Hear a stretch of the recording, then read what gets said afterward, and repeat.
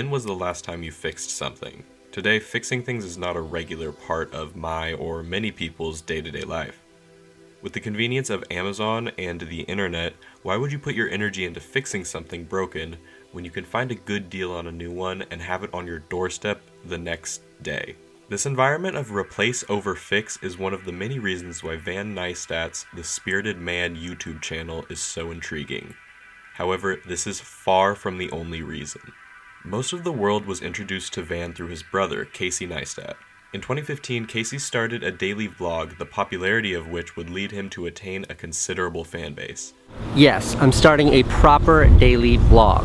I'm psyched. Even today, years after ending the daily vlog, Casey still has 12.5 million subscribers and will post videos semi-regularly.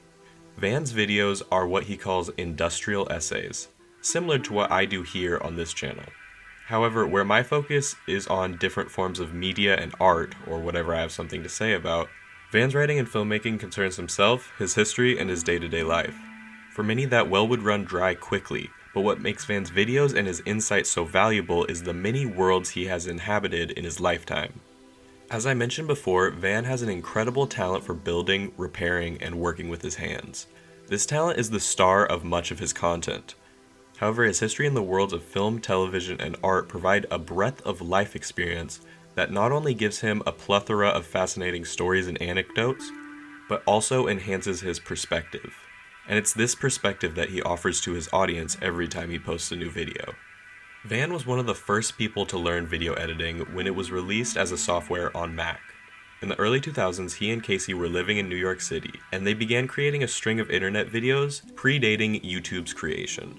Their film iPod's Dirty Secret was about their iPod battery dying after 18 months of having it, and its irreplaceability. The movie came out in 2003 before YouTube and was viewed over 6 million times in the first month of its release. Van was there at the inception of internet videos, which gives him a nuanced perspective of YouTube and the current content creator market. However, Van isn't only well-versed in independent media, he has experience in the film and television industries. In 2010, he and Casey created and released their own HBO show, which they made in the same style as their internet videos. Van also has ties to many films and filmmakers, such as Josh and Benny Safdie and Ariel Schulman. He also spent time working as a writer for Scholastic magazine. But one of the most intriguing parts of Van's life is his tie to Tom Sachs. Sachs is a gallery artist based out of New York City, mainly working in sculpture. Van worked for Sachs as a fabricator, creating the sculptures. However, he also utilized his filmmaking skills to make movies about the work and the art they created. All these experiences and jobs that Van has worked throughout his lifetime are not what makes Van's YouTube channel great. These stories and experiences of his are simply anecdotes he uses to explore broader ideas and concepts tied to life, relationships, work, art, and most importantly, adulthood. In Van's recent White Paper episode, there is a scene where he shows Fred Rogers, host of Mr. Rogers' Neighborhood, testifying before the US Senate asking for funding for his television show. Rogers, in his soft-spoken way, explains the merits his show has for children and their developing minds. Van then recreates the scene, posing himself as the one in front of the US Senate, demonstrating the value of his show. Our channel deals with such things as the inner drama of adulthood. We deal with such things as sobriety or the feelings of gratitude towards the efforts of strangers and the kind of anger that arises in complex family situations, and we speak to it constructively.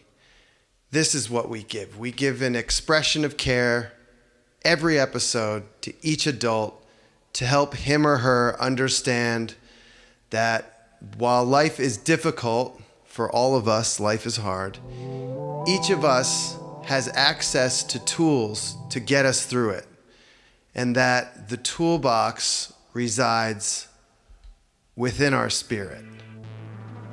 His speech is similar to Rogers, with one change. Van says his YouTube show provides a similarly meaningful, comforting, and informative program for adults. He is sharing his insights on what it means to be an adult in the modern world. Van asks his audience to remember being a child, sitting in front of your TV, watching shows with easy-to-follow stories, and most importantly, lessons. The Spirited Man as a show understands that being an adult doesn't mean you know the world any better than you did as a kid. In fact, the world gets more complicated and confusing as one gets older. So Van is making a kids show for adults, putting some aspects of his life under a microscope and telling us what lessons should be taken away from these experiences. Take for example the quietly reflective episode on sobriety, showing sober and non-sober times with a non-judgmental lens. It was like this at times. Chopping through a door to save someone from heroin. It was like this at times, exploring an abandoned insane asylum. Or like this, motorcycling through Maine. His book report on The Fourth Turning commented on the current unstable time we find ourselves in, and explains that it is all part of a cycle that occupies the entire history of humans. History repeats itself in 80-year blocks called saeculum, but we'll just call them history blocks. Within these 80-year history blocks, we have 4 turnings of around 20 years each. The first turning, the first season, is a high, an upbeat era. The second turning is an awakening, a passionate era. The third turning is an unraveling, a downcast era. And the fourth turning, well, sorry, but fourth turnings suck. The fourth turning is a crisis, an era of upheaval. We're in a fourth turning right now. However, the most exciting lessons and thoughts are the ones extrapolated from a repair or fixing process. Like this anecdote about Super 8 Films in his video where he repurposes an old product to house his family films.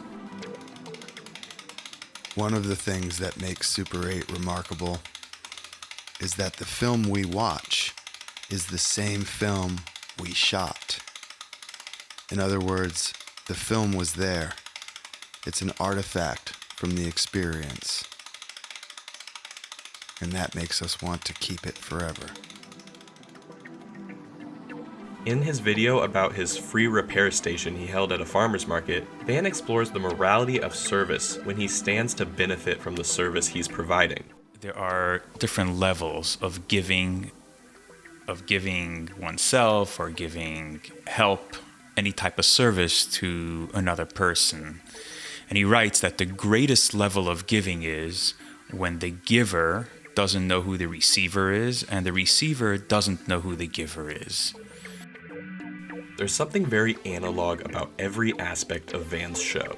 Today, there's something very analog about the very idea of repair. As Van and his brother Casey highlighted in one of their first ever videos, the products we use today to run our lives are made to work for a certain amount of time, just long enough until we want a new one.